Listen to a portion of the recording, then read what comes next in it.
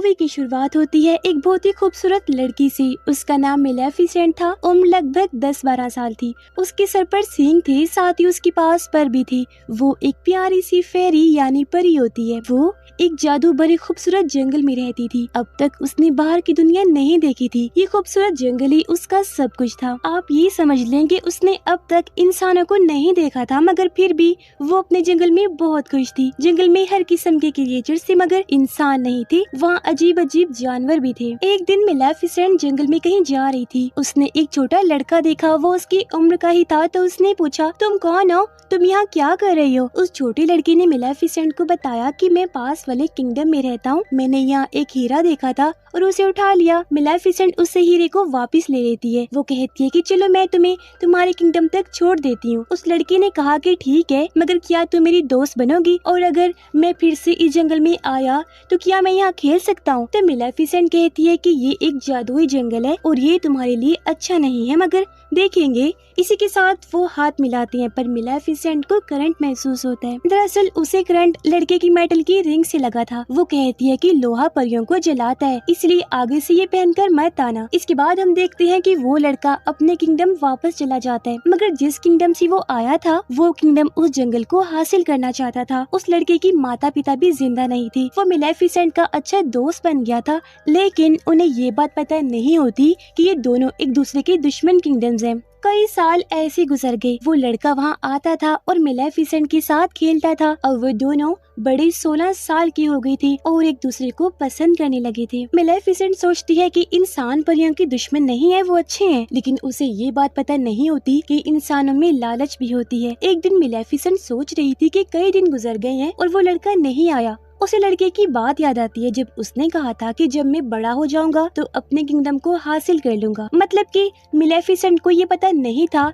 कि वो लड़का पैसों का भूखा है। एक दिन मेलेफिसेंट अपने जंगल में बैठी थी। उसने देखा कि दूसरे किंगडम का राजा अपनी फौज और घोड़ों के साथ उस जंगल को हासिल करने के लिए आ रहा है। मेलेफिसेंट अपने जंगल की परी थी। उसे अपने जंगल को बचाना अच्छी तरह से आता था। वो खड़ी हो गई। उसने राजा से कहा कि तुम मेरे जंगल में नहीं आ सकते। राजा ने कहा कि मैंने तुमसे नहीं पूछा, और इसी के साथ उसने अपनी फौज को हुक्म दिया कि मुझे इसकी लाश चाहिए। अब राजा की फौज जंगल की तरफ बढ़ने लगी, मगर जंगल के अजीब क्रिएचर्स घोड़ों पर बैठकर उन पर हमला करने लगते हैं। अब राजा और उसकी फौज पूरी तरह से जख्मी हो जाती है। सारे इंसान वहाँ से डरकर भाग गए कि ये एक जादुई जंगल है और हम इनसे लड़ नहीं सकते। राजा अपने किंगडम वापस चला जाता है। राजा बहुत बूढ़ा और कमजोर हो गया था। उसने सब लोगों को इकट्ठा किया। वो कहता है कि तुम सबको पता है कि इस जंगल में बहुत खजाना है और मैं कब से ये कह रहा हूँ कि हम इस जंगल को हासिल करेंगे, मगर मेरी हालत की वजह से ना मैं वहाँ जा सकता हूँ ना लड़ सकता हूँ।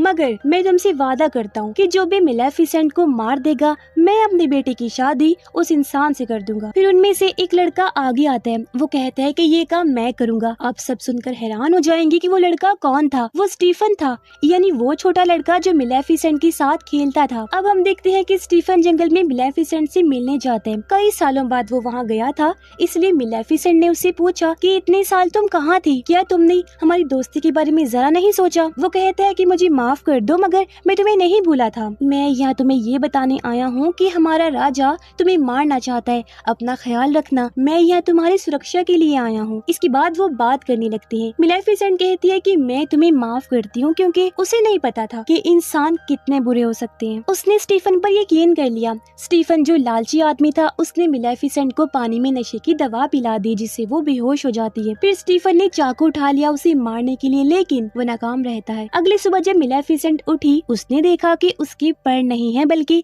वहाँ घाव थे। ये देखकर मेलेफिसेंट को अपनी आंखों पर यकीन नहीं आया। वो चीखने और रोने लगती है क्योंकि उसके खूबसूरत पैर अब उसके साथ नहीं थे। अब वो परों वाली शहजादी नहीं रही। दूसरी तरफ हम देखते हैं कि स्टीफन मेलेफिसेंट के पैर लेकर राजा के पास गया। उसने कहा कि देखो, मैंने अपना वादा पूरा कर दिया है। राजा उससे खुश हो जाता है। पैर लेकर वो स्टीफन को इस किंगडम का राजा बना देता है। यहाँ उस लालची स्टीफन का सपना पूरा हो गया। उधर जंगल में हम देखते हैं कि मेलेफिसेंट उदास थी क्योंकि अब वो उड़ नहीं सकती थी। मेलेफिसेंट जंगल में कहीं जा रही थी। उसने देखा कि एक शिकारी एक कौवा मारने वाला था। उससे ये बर्दाश्त नहीं हुआ। उसने फौरन उस कौवे को इंसान बना दिया। वो शिकारी डर कर वहाँ से भाग जाता है। वो कौवा जो इंसान बन गया था उसके पास आया और कहता है शुक्रिया, मगर आपने ये क्यों किया? तब मिलेफिसेंट कहती है कि मैं नहीं बता सकती, मुझे तुम पर बस दया आ गई थी। उस कौवे ने कहा कि अब मैं पूरी जिंदगी आपकी सेवा करूंगा, मैं आपकी हर बात मानूंगा। वो कौवा इंसान बनकर बहुत खुश था। मिलेफिसेंट भी उसकी बात मान जाती है। मिलेफिसेंट ने उसका नाम ड्रेवल रखा। ड्रेवल उसे अब इंफॉर्मेशन लाकर दिया करता था। मिलेफिसेंट को पता चलता है कि स्टीफन ने सिर्फ राजा बनने के लिए उसके पर काट दिए थे। उसने इंसानों से नफरत करना शुरू कर दिया। उसका इंसानों पर से भरोसा उठ गया था। फिर हम देखते हैं कि स्टीफन की शादी किंग की बेटी से हो जाती है। अब उसके घर एक प्यारी सी बेटी पैदा होती है। वहाँ बहुत सी खुशियाँ मनाई जा रही थी। मौका देकर मिलेफिसेंट भी वहाँ जाती है। उसने उस छोटी बच्ची को कर्स शराब दिया। उसने कहा कि तुम बहुत खूबसूरत हो, मगर जैसे तुम 16 साल की होगी, एक सुई तुम्हारे हाथ में चुभ जाएगी, उसके बाद तुम मर जाओगी। स्टीफन उसे रिक्वेस्ट करता है और कहता है कि तुम मेरा बदला मेरी बेटी से क्यों ले रही हो। तो मिलेफिसेंट कहती है कि मैं भी एक लड़की थी और याद करो तुमने मेरे साथ क्या किया। मिलेफिसेंट के दिल में अभी भी थोड़ी बहुत रहम दिली थी। उसने स्टीफन से कहा कि इसका एक हल है, अगर तुम्हारी बेटी को अपनी 16वीं बर्थडे पर सच्चा प्यार मिल गया तो उसकी जिंदगी बच सकती है। स्टीफन इस बात से परेशान हो जाता है। वो 3 छोटी परियों को बुलाकर कहता है कि मेरी बेटी को यहाँ से दूर ले जाओ, जब तक वो 16 साल की ना हो जाए उसे यहाँ मत लाना, वरना उस पर दिया हुआ श्राप सच हो जाएगा। इसके बाद वो जंगल पर हमला करने के लिए निकलता है, मगर वो ये नहीं कर पाता क्योंकि मिलेफिसेंट ने अपनी ताकत से जंगल का रास्ता बंद कर दिया था। कोई इंसान उस जंगल में नहीं जा सकता था। फिर हम देखते हैं कि स्टीफन की बेटी जो एक शहजादी थी, उसका नाम अरोरा था। वो 3 परियां उसे दूर ले जाती हैं, मगर मिलेफिसेंट को अब भी उसका पता था कि वो कहाँ रहती है। वो उसे डराने की कोशिश करती है, मगर वो छोटी बच्ची शहजादी अरोरा मुस्कुराने लगती है। अब मिलेफिसेंट का दिल उसके लिए नरम हो जाता है क्योंकि मिलेफिसेंट अच्छी परी थी। वो कोई जालिम औरत नहीं थी। वो 3 परियां जो शहजादी अरोरा का ख्याल रखती थी, वो लापरवाह थी। मिलेफिसेंट अक्सर अरोरा की जिंदगी बचाती थी। कभी वो पहाड़ से गिरती थी तो कभी पेड़ से। समय के साथ शहजादी अरोरा बड़ी हो गई, 15 साल की हो गई थी। मतलब अब सिर्फ 1 साल बचा था उसके श्राप के पूरा होने में। और वो परियां उसे जिस जगह लेकर गई थी, वो जगह ऊंची लकड़ियों से घिरी हुई थी। शहजादी अरोरा ने भी बाहर की दुनिया नहीं देखी थी मिलेफिसेंट की तरह, तो वो हैरान थी कि बाहर क्या है। एक दिन वो वहाँ देखने गई। इतने में उसने महसूस किया कि यहाँ कोई है। उसने कहा कि जो भी है सामने आओ, मुझे बहुत से सवाल करने हैं। अब मिलेफिसेंट वहाँ थी। वो शहजादी अरोरा के सामने आई। जब उसने उसे देखा, शहजादी अरोरा चीखी और कहा, तुम वही हो ना जो बचपन से मेरा ख्याल रखती थी? तुम मेरे सामने क्यों नहीं आती थी? तुम मेरी गॉड मदर हो, मैं तुम्हें पहचानती हूँ। और वो कौवा जो तुम्हारे साथ है, मुझे वो भी बहुत पसंद है। मिलेफिसेंट को इस जवाब की उम्मीद नहीं थी, तो वो भी अंदर से खुश हो गई। मिलेफिसेंट को अरोरा अच्छी लगने लगी। अब वो नहीं चाहती थी कि उसने जो श्राप दिया था वो पूरा हो। उनकी अच्छी दोस्ती हो गई थी। वो साथ रहती, साथ खेलती और माँ बेटी की तरह बातें करती। मगर जब शहजादी अरोरा सोती थी, मिलेफिसेंट अपनी ताकत से उस श्राप को वापस लेने की कोशिश किया करती थी, मगर उसे पता चलता है कि कई सालों का श्राप वापस नहीं लिया जा सकता, खास तौर पर तब जब उसके पूरा होने में टाइम कम रह गया हो। इस वजह से मिलेफिसेंट परेशान थी क्योंकि उसकी 16 बर्थडे करीब थी। फिर वो दुआ करती है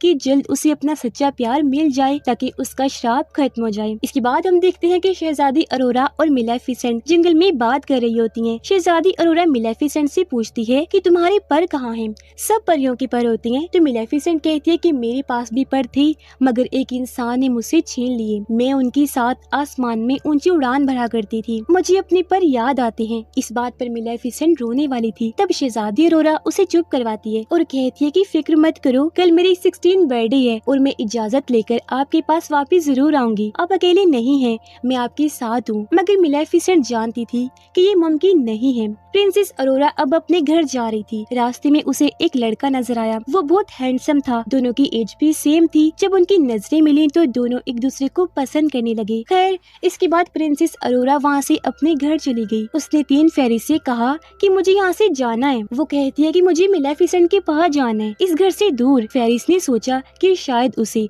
वो बात मालूम हो गई है कि उसके पेरेंट्स अभी भी जिंदा हैं और वो किंगडम जाना चाहती है। उन 3 फेरिस ने उसे सच बता दिया कि क्या हुआ था और एक बुरी फेरी है जो तुम्हें मारना चाहती है। उन्होंने बताया कि वो और कोई नहीं बल्कि मिलेफिसेंट है। ये सुनकर प्रिंसेस अरोरा को यकीन नहीं आ रहा था। उदास होकर वो मिलेफिसेंट के पास गई। उसने उससे पूछा कि क्या ये सच है जो मैंने सुना है। मिलेफिसेंट प्यार से कहती है कि हाँ ये सच है, मैंने तुम्हें कर्ज दिया था लेकिन अब मेरा दिल बदल गया है।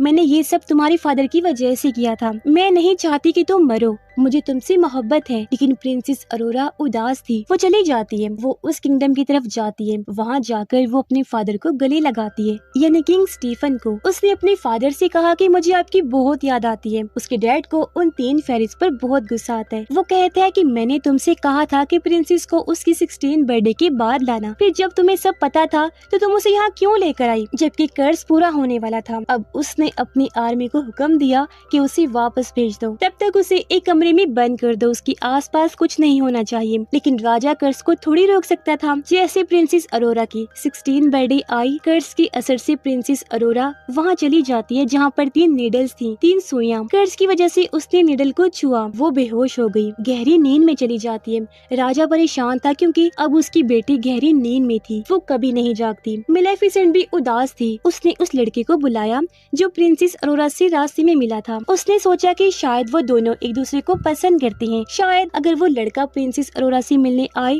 तो वो जाग जाए। फिर मिलेफिसेंट उस लड़के को उस जगह लेकर गई जहाँ प्रिंसेस अरोरा सो रही थी। उस समय फेरिस जो वहाँ मौजूद थी वो प्रिंसेस अरोरा का ख्याल रख रही थी। उन्होंने फादर से कहा कि आप अरोरा के फादर हैं, उसके माथे को चूम लीजिए, शायद वो जाग जाए, शायद आप उसके ट्रू लव हैं। तब किंग स्टीफन ने कहा कि नहीं, मैं किसी का ट्रू लव नहीं हो सकता, मैंने मिलेफिसेंट को धोखा दिया था, इसलिए ये सब हो रहा है। अब मिलेफिसेंट उस लड़के को वहाँ ले जाती है और वो लड़का प्रिंसेस अरोरा के पास गया। प्रिंसेस अरोरा नहीं जागी। फिर मिलेफिसेंट को पता चल जाता है कि वो उसका ट्रू लव नहीं है। ये देखकर मिलेफिसेंट रोने लगी। उसने कहा, शहजादी मुझे तुम्हारी बहुत याद आएगी, मैं तुम्हारी मुस्कुराहट को कभी नहीं भूलूंगी। ये कहते हुए रोने के साथ मिलेफिसेंट ने उसके माथे को चूमा। फिर वो वहाँ से जाने लगी, लेकिन तभी उसने पीछे से आवाज सुनी, रुक जाएं गॉड मदर। ये आवाज प्रिंसेस अरोरा की थी। जी हाँ, प्रिंसेस अरोरा का ट्रू लव मिलेफिसेंट थी, क्योंकि वो उससे दिल से प्यार करती थी। प्रिंसेस अरोरा ने मिलेफिसेंट से कहा कि मैं तुम्हारे साथ जंगल में रहना चाहती हूँ। तब मिलेफिसेंट उसे लेकर वहाँ से जाने लगी, लेकिन तभी किंग स्टीफन की आर्मी ने उन दोनों पर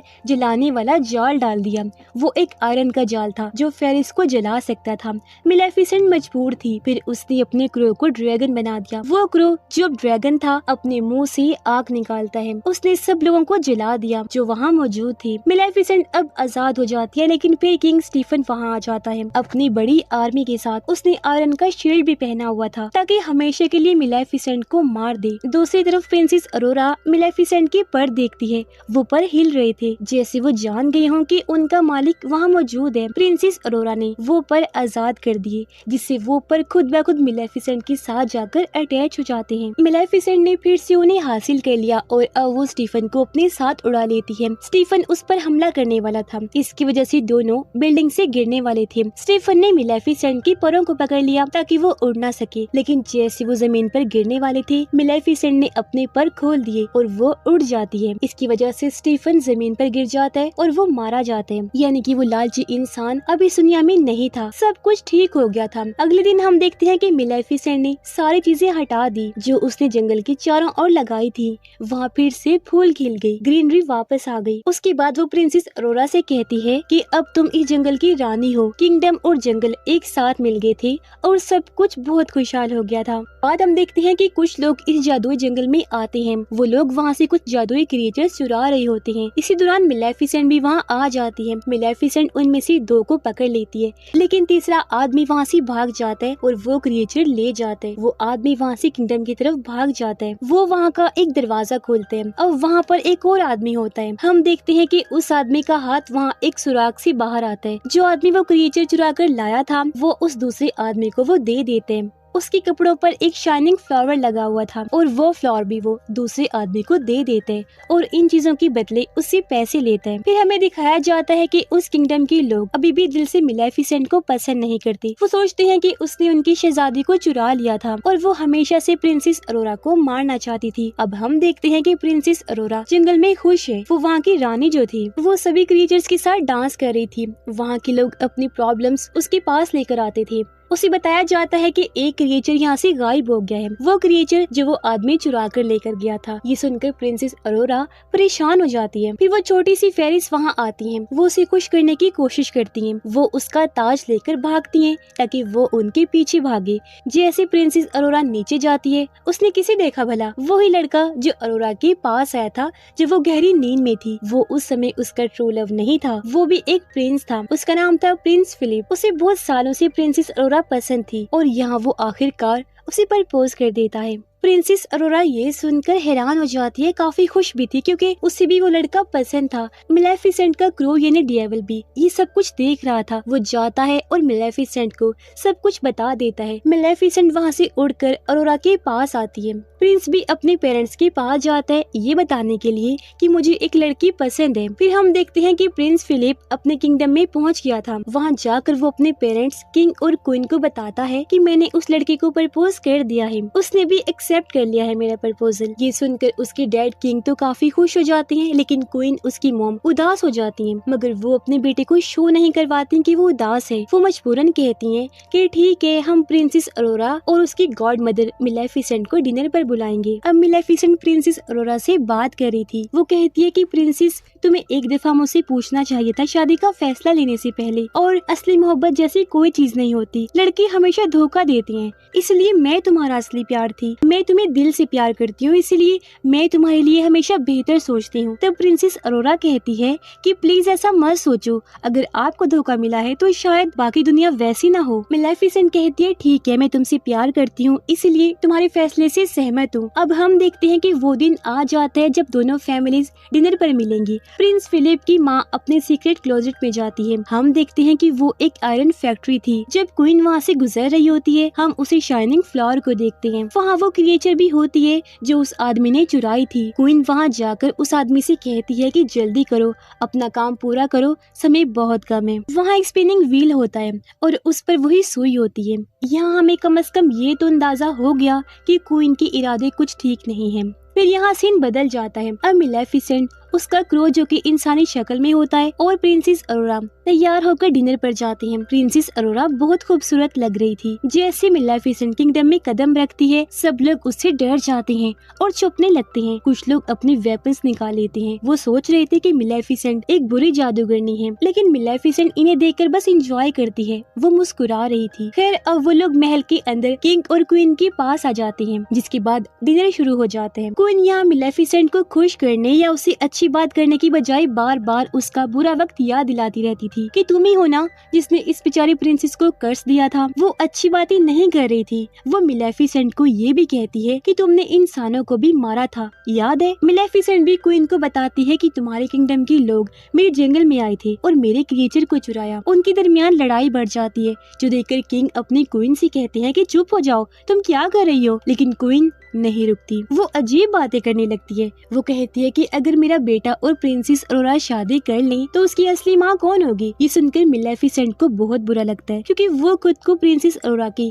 असली माँ समझती थी। वो अपने पर फैलाकर सबको दूर गिरा देती है। क्वीन बिना वजह के डर कर किंग के पीछे छुप जाती है। किंग गिर जाते हैं। क्वीन जोर से चिल्लाने लगती है कि मिलेफिसेंट ने किंग पर जादू कर दिया है। प्रिंसेस अरोरा उस पर यकीन कर लेती है। वो मिलेफिसेंट से कहती है कि अपना जादू हटाओ, आप हर किसी पर जादू क्यों कर देती हो? मिलेफिसेंट उदास होते हुए कहती है, प्रिंसेस अरोरा तुम भी ये कह रही हो? मैंने कोई जादू नहीं किया मेरी जान। लेकिन प्रिंसेस अरोरा मिलेफिसेंट पर यकीन नहीं करती, क्योंकि क्वीन ने उसे अच्छी तरह कंट्रोल कर लिया था। फिर सोल्जर्स वहाँ आ जाते हैं और वो मिलेफिसेंट पर हमला करने वाले होते हैं। मिलेफिसेंट आखिरी दफा प्रिंसेस अरोरा से कहती है कि तुम मेरे साथ नहीं आओगी। प्रिंसेस अरोरा उसे कोई जवाब नहीं देती। वो क्वीन और किंग के साथ ही बैठी रहती है। मिलेफिसेंट उदास हो जाती है और वहाँ से उड़कर चली जाती है। उसके साथ उसका कौवा भी था। वो भी खिड़की तोड़कर वहाँ से चली जाती है।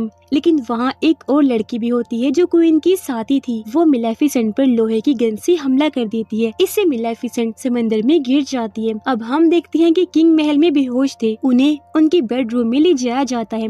सब परेशान होते हैं। फिर उनका बेटा यानी प्रिंस फिलिप अपनी माँ क्वीन से कहता है कि डैड के माथे पर किस करो, आप उनसे सच्चा प्यार करती हो, उनकी वाइफ हो, शायद वो ठीक हो जाएं। लेकिन क्वीन अंदर ही अंदर अजीब एक्सप्रेशंस देती है, क्योंकि किंग उसका असल प्यार नहीं था और और उसको इन कहानियों पर यकीन भी नहीं था। वो एक लालची औरत थी, लेकिन उसने ये सब फिर भी इसलिए कर दिया क्योंकि उसकी बेटे ने कहा था। लेकिन फिर भी किंग होश में नहीं आए। जब अरोरा ये देखती है तो कहती है कि मैं मिलेफिसेंट से बात करूंगी कि उन्होंने जो कर्ज दिया है वो कर्ज खत्म कर दे। जैसे वो जंगल में पहुंचती है, सब कहते हैं कि हमने मिलेफिसेंट को अभी तक नहीं देखा, वो यहाँ नहीं आई है।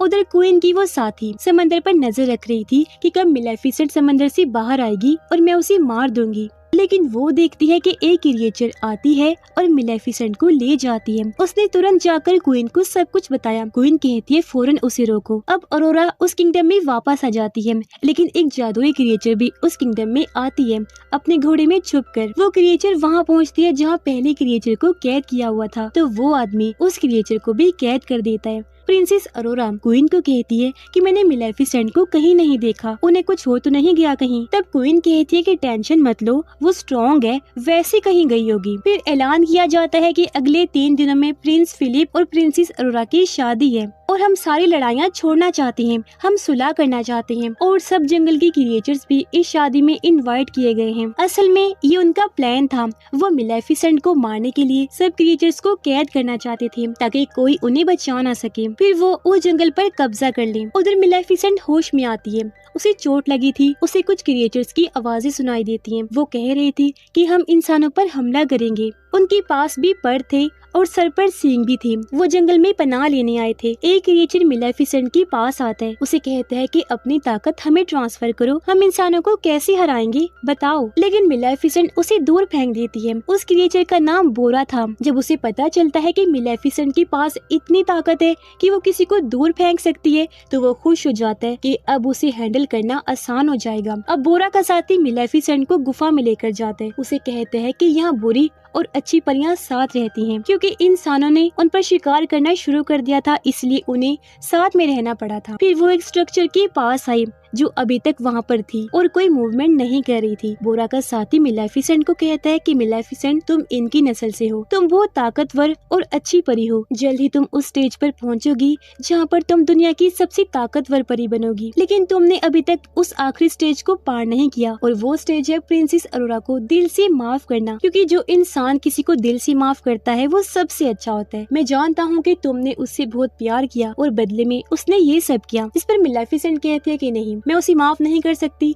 मैंने उसे हमेशा प्यार किया और उसने मुझे धोखा दिया। प्रिंसेस अरोरा को भी क्वीन ठीक नहीं लग रही थी। वो प्रिंस फिलिप के पास जाती है और कहती है कि मैं सिर्फ तुम्हारे लिए सब बर्दाश्त कर रही हूँ, वरना मुझे क्वीन पसंद नहीं है। क्वीन का आदमी जो शाइनिंग फ्लावर पर काम कर रहा था, उसने उससे कुछ डस्ट बनाई थी। उसने क्वीन को बताया कि ये डस्ट परियों को मार सकती है। मैंने मिलेफिसेंट को मारने के लिए इसे तैयार किया है। इसको देखकर क्वीन खुश हो जाती है। उसके पास एक छोटी सी परी भी होती है। जो वो उस डस्ट को उस परी पर छिड़कती है तो वो परी मारी जाती है, जिससे वो और ज्यादा खुश हो जाती है। वो आदमी कहता है कि अगर तुम और भी शाइनिंग फ्लावर्स लाकर दोगी तो मैं और ज्यादा डस्ट बना पाऊंगा। इसीलिए क्वीन अपनी सिपाहियों से कहती है कि फौरन वो फूल इकट्ठा करें। जब उसके सिपाही वहाँ फूल इकट्ठा करने पहुँचते हैं, मिलेफिसेंट को इस बात का पता चल जाता है। वो भी वहाँ पहुँचती है, लेकिन अब बहुत देर हो चुकी थी। उसके सिपाही सारे फूल उखाड़ चुके होते हैं, इसलिए मिलेफिसेंट यहाँ कुछ नहीं कर सकती। वो उदास हो जाती है क्योंकि हमेशा बुरा उसके साथ ही होता है। उसके सिपाही मिलेफिसेंट पर लोहे की गोली से हमला करती हैं, लेकिन फिर बोरा का साथी उसके सामने आता है और उसे बचाता है। मिलेफिसेंट भी एक ढाल बना लेती है जिससे वो सारे सेफ हो जाते हैं। बोरा दूसरे सिपाहियों पर हमला शुरू कर देता है। अगली सुबह हम देखते हैं कि प्रिंस फिलिप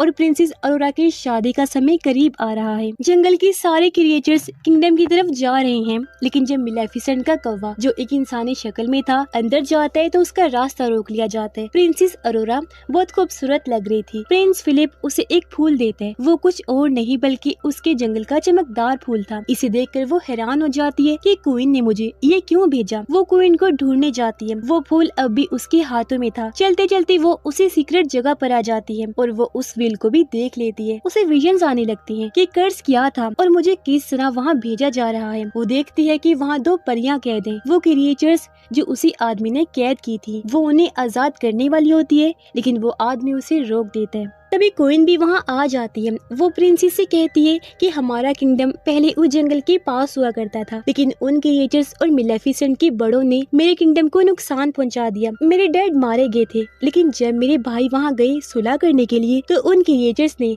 मेरे भाई को भी मारा। जब मैं अकेली रह गई तो मुझे किंग से शादी करनी पड़ी। वो मेरा पति है, लेकिन मैं उससे प्यार नहीं करती। आगे क्वीन कहती है कि मैं सबसे बदला लूंगी। वो सिपाहियों को हुक्म देती है कि प्रिंसेस अरोरा को भी एक रूम में कैद कर दिया जाए। वो बिल्कुल वैसे करती हैं। फिर उन क्रिएचर्स को भी एक कमरे में बंद कर दिया जाता है। अब उस डस्ट को जो उस आदमी ने तैयार की थी उन पर छिड़काई जाती है, जिससे सारे क्रिएचर्स कमजोर हो जाते हैं। प्रिंसेस अरोरा जहाँ कैद थी वहाँ उसका शादी का ड्रेस पड़ा हुआ था। वो उसे फाड़कर उसे लंबी रस्सी बना लेती है। बिल्डिंग से नीचे जाने की कोशिश करती है, लेकिन फिर सिपाही वहाँ पहुँचते हैं और प्रिंसेस अरोरा को अपने आप को कमरे में बंद करना पड़ता है। मिलेफिसेंट का कौवा जो इंसानी शक्ल में था वो भी बिल्डिंग के अंदर आ जाते हैं। प्रिंस फिलिप अपने डैड के साथ बैठा होता है। उसको कुछ भी पता नहीं होता। अब क्वीन अपने घर की छत पर गई। वो उस जंगल पर बॉम्ब फेंक रही होती है, जबकि बोरा भी अपनी फौज के साथ उस किंगडम पर हमला करने आता है। अब मौका मिलते ही अरोरा भी उस कपड़े की रस्सी से लटक कर नीचे आ जाती है। वो किंग के रूम में आती है जहाँ प्रिंस फिलिप भी होता है। वो सब कुछ उन्हें बताती है कि क्वीन ने उसके साथ क्या किया। वो कहती है कि मिलेफिसेंट ने तुम्हारे डैड पर कोई जादू नहीं किया था, ये तुम्हारी माँ ने किया था। ये सुनकर प्रिंस फिलिप हैरान हो जाते हैं। उधर बोरा और उसके साथ ही उस किंगडम पर हमला करने आती है, लेकिन किंगडम के लोग उन पर मुसलसल हमले करते हैं और उनमें से कुछ को कब्जे में कर लेते हैं। प्रिंसेस अरोरा मिलेफिसेंट के कौवे को देखती है जो इंसानी रूप में था। वो उसे कहती है कि हमें यहाँ के लोगों को बचाना होगा। वो उसके साथ मिलकर चर्च का दरवाजा खोलती है जहाँ सारे क्रिएचर्स कैद थे और उन सब की जान बचा लेती है। अब जहाँ से डस्ट आ रही थी क्रिएचर वहाँ फूल उगा देती है ताकि और डस्ट वहाँ ना आ सके। इस तरह किसी क्रिएचर को भी कोई नुकसान नहीं होता। प्रिंस फिलिप अपनी मॉम को इनको समझाने जाता है, लेकिन वो उल्टा अपने सिपाहियों को हुक्म देती है कि इसे पकड़ लो। लेकिन मौका देकर प्रिंस फिलिप वहाँ से भाग जाते हैं, जबकि उधर प्रिंसेस अरोरा और उस कौवे को भी पकड़ लिया जाता है। लेकिन फिर वहाँ आती है मिलेफिसेंट। वो अपने कौवे को बड़े सी बियर में बदल देती है। बियर चर्च का दरवाजा खोल देता है, सभी क्रिएचर्स को बचा लेता है। अब मिलेफिसेंट बाकी लोगों पर अटैक करके अपने लोगों को बचाती है। बोरा भी यहाँ आकर क्वीन के सिपाहियों से लड़ने लगता है। अब मिलेफिसेंट छत पर आती है क्वीन के पास उसे मारने के लिए, लेकिन तभी उसके सामने प्रिंसेस अरोरा आ जाती है। वो मिलेफिसेंट को कहती है कि प्लीज आपको इनको मत मारिएगा, वरना